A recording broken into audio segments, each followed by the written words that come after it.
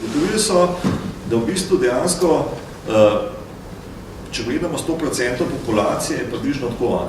1% recimo ne bi bilo pač ljudi, ki v bistvu so tako, recimo 100% pošteni, kar pomeni, da v bistvu dejansko ne bodo v nobenem primeru več preko ukradli. Na drugi strani pač 1%, ki bodo v vsakem primeru ukradli, kar se le da, ker so pač eni uspeli goljufati tukaj na veliko, so še druge za sabo potegnili. Jasno, ko si pa zdaj, recimo,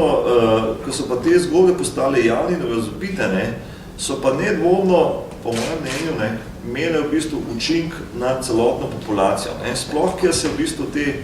zgodbe ne zaključijo z nekim takim epilogom, da potem mogoče celo ti ljudje ne dobijo v bistvu, če dobijo kazni, ne dobijo potem v neki milejši obliki, recimo, ne vem, zapor, ja, čez vikend, pa tako, Tako da to pa kaže, da v bistvu zdaj, pa se če on lahko tudi jaz.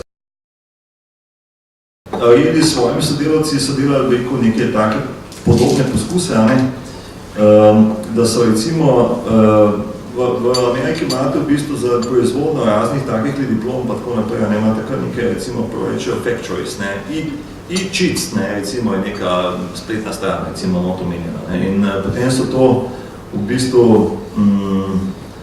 eksperimentirali, kaj so dobili nazaj, treba plačati, ne vem, par $100 in na srečo se je pač skozi to izkazali, da bi rekel,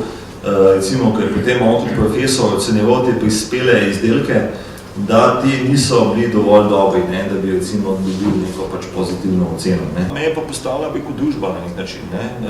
pa čas, bi rekel, družba se skozi čas spreminja, nekaj, kar je v čas veljalo za plagiatorstvo, zdaj ne velja več in obratno. Temu reče, da je to neka vrsta samosignalizacija. To je v bistvu, ti imaš potem neko predstavo o sebi. Če si v bistvu na nek način oblečen, pa obut v neko ponajeno, potem imaš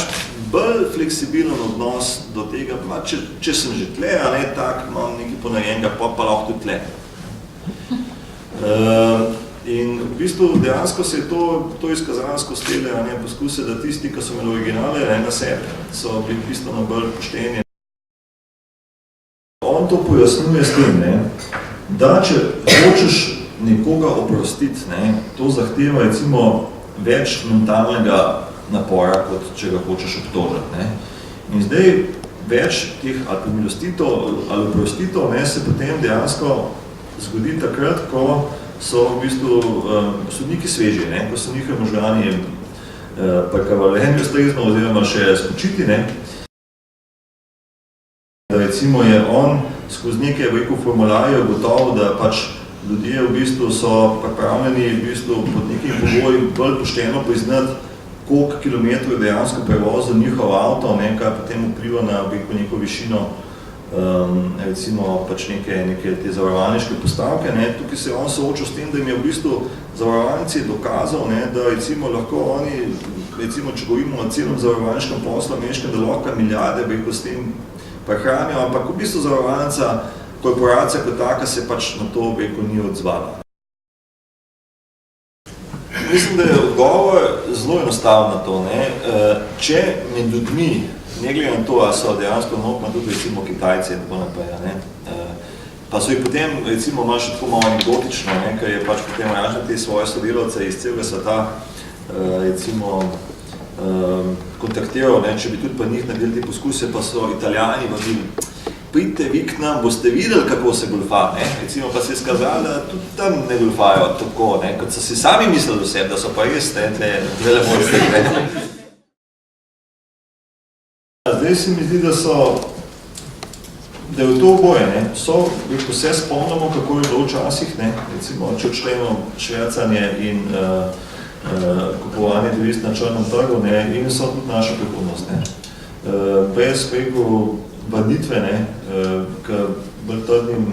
moralnim, etičnim vrednotam nimamo neke velike perspektive.